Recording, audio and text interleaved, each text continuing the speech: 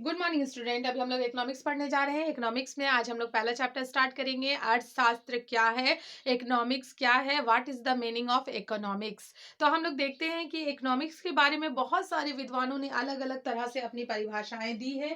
कोई भी साइंटिस्ट एक तरह से नहीं बताए हैं कि इकोनॉमिक्स हम किसे कहते हैं। इसलिए अर्थशास्त्र की जो परिभाषा है, अर्थशास्त्र की जो परिभाषा है, अर्थशास्त्र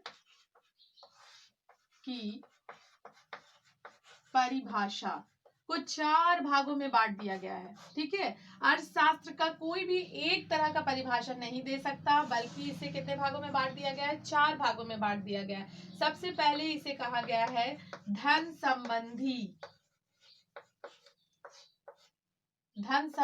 परिभाषाएं।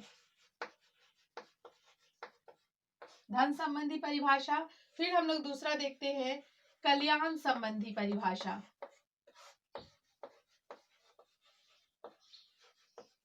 कल्याण संबंधी परिभाषा। फिर हम लोग तीसरा देखते हैं, पहला धन संबंधी परिभाषा, दूसरा कल्याण संबंधी परिभाषा, तीसरा है तीसरा हम लोग बोलते हैं विकास संबंधी परिभाषा। विकास संबंधी परिभाषा। और पांचवा होता है, पहला है धन संबंधी, दूसरा कल्याण संबंधी, तीसरा विकास संबंधी और चौथा है दुर्लभता संबंधी परिभाषा।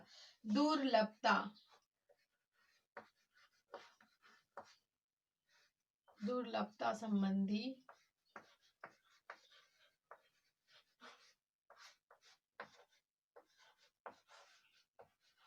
परिभाषा। अब हम लोग देखते हैं कि कौन सा परिभाषा किस साइंटिस्ट ने हमें दी है। अर्थशास्त्र की परिभाषा को 4 भागों में बांटा जाता है, धन संबंधी, कल्याण संबंधी, विकास संबंधी और दुर्लभता संबंधी परिभाषा। आपको मैं बता दूं दुर्लभता संबंधी परिभाषा किसने दिया।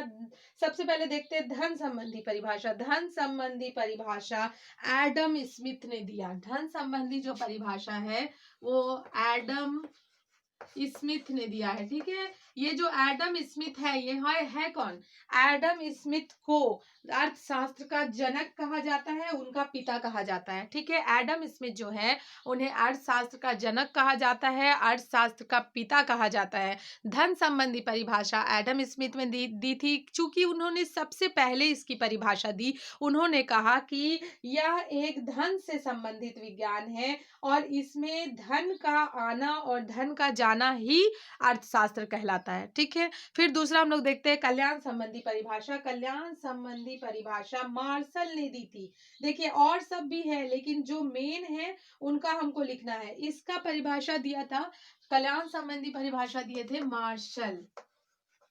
देखिए क्वेश्चन भी हमेशा आता है, धन संबंधी परिभाषा किसने दी थी, कल्याण संबंधी परिभाषा किसने दी थी। कल्याण संबंधी परिभाषा दी थी मार्शल ने, विकास संबंधी परिभाषा दी थी समयूल्सन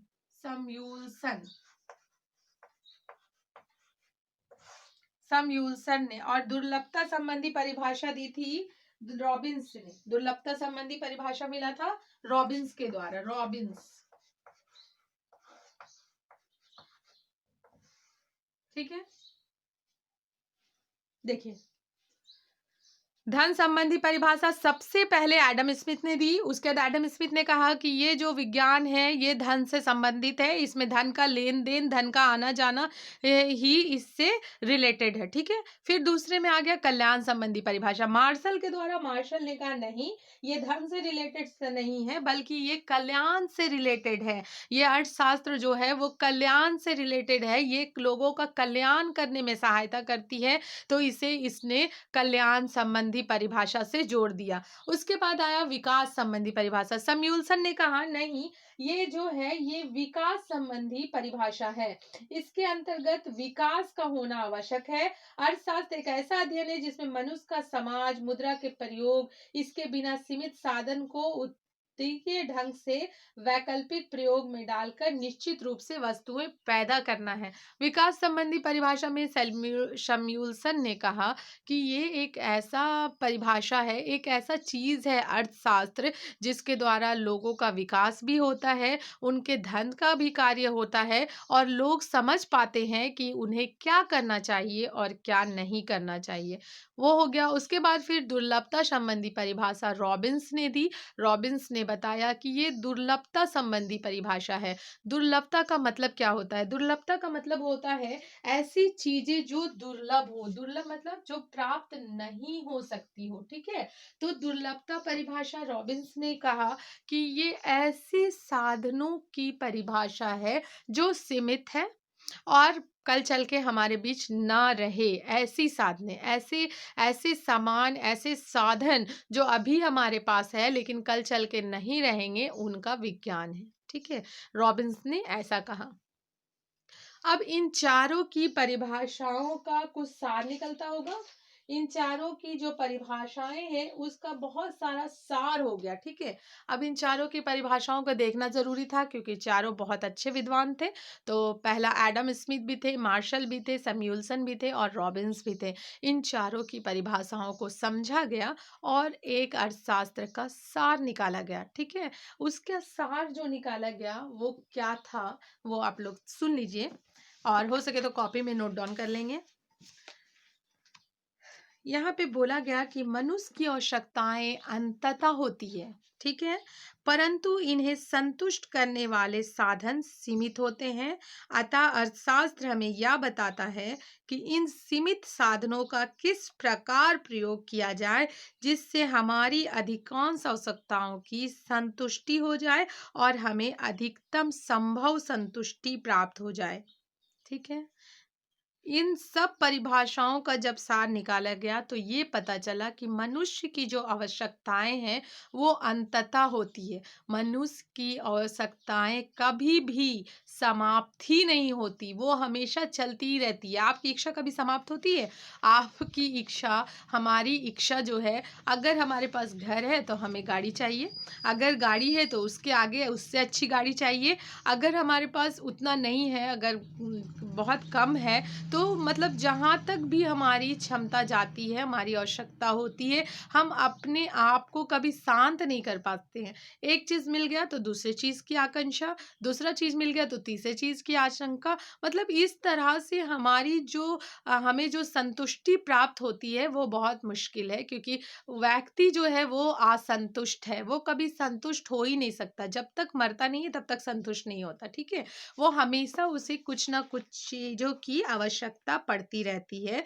तो इसी तरह बताया जाता है कि अर्थशास्त्र एक ऐसा विज्ञान है जिसमें हम सीमित साधनों का किस तरह से कम प्रयोग करके अधिकतम संतुष्टि प्राप्त कर सकें, ठीक है।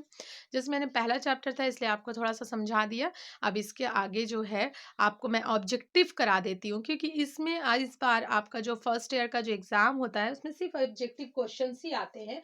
तो मैं ऑब्जेक्टिव क्वेश्चंस को ही बनवा बनवा के आपको इसमें कुछ कुछ समझाती जाऊंगी, ठीक है। जैसे देखिए, अब मैं आपको बता देती हूँ कि अर्थशास्त्र की परिभाषा के आगे अब हमको देखना होगा कि अर्थशास्त्र जो है उसको दो तरह से बांट दिया जाता है। अर्थशास्त्र को दो पुस्तकों में बोला जाए तो बांट दिया जाता है, ठीक है। अर्थशास्त्र को दो क्रियाओं में, दो शाखाओं में बांट दिया जाता है। देखिए, अर्थशास्त्र जो है उसको दो शाखाओं में बांट दिया जाता है। पहला शाखा को हम लोग बोलते हैं व्यष्टि अर्थशास्त्र, व्यष्टि अर्थशास्त्र। और दूसरी शाखा को हम लोग बोलते हैं समष्टि अर्थशास्त्र, ठीक है। एक को बोलते हैं हम लोग व्यष्टि अर्थशास्त्र और दूसरे को बोलते हैं समष्टि अर्थशास्त्र। व्यष्टि अर्थशास्त्र होता है माइक्रो इकोनॉमिक्स, माइक्रो इकोनॉमिक्स। और समष्टि अर्थशास्त्र होता है माइक्रो इकोनॉमिक्स। देखिए इस तरह से दो भागों में बांटकर हमें इकोनॉमिक्स को पढ़ना है, ठीक है। अब हम लोग देखते हैं कि व्यष्टि इकोनॉमिक्स और समष्टि अर्थशास्त्र, इसमें क्या अंतर है। मैं आपको बता देती हूँ कि माइक्रो इकोनॉमिक्स और माइक्रो इकोनॉमिक्स दोनों में थोड़ा ही अंतर है। व्यष्टि अर्थशास्त्र में हम छोटी छोटी इकाइयों का अध्ययन करते हैं। छोटी इकाइयों मतलब व्यक्तिगत इकाई, हम किसी एक व्यक्ति का अध्ययन कर सकते हैं, किसी एक फर्म का अध्ययन कर सकते हैं, किसी एक संस्था का अध्ययन कर सकते हैं। परंतु जो समष्टि अर्थशास्त्र होता है उसमें एक साथ हमें बड़ी इकाइयों का अध्ययन करना पड़ता है, और वो बड़ी इकाइयों में एक व्यक्ति एक संस्था नहीं होता, बल्कि बहुत सारे संस्था, बहुत सारे व्यक्तियों का समूह जो होता है उसका अध्ययन करना पड़ता है, ठीक है। तो इसी तरह से आज मैं इतना ही करती हूँ, इसके आगे मैं आपको कल बताऊंगी। Okay, thank you.